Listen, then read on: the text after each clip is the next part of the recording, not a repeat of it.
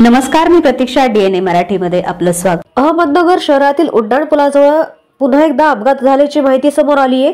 उड्डाणपुलावर गाडीवरील ड्रायव्हरचे नियंत्रण सुटल्यानं अपघात झालाय.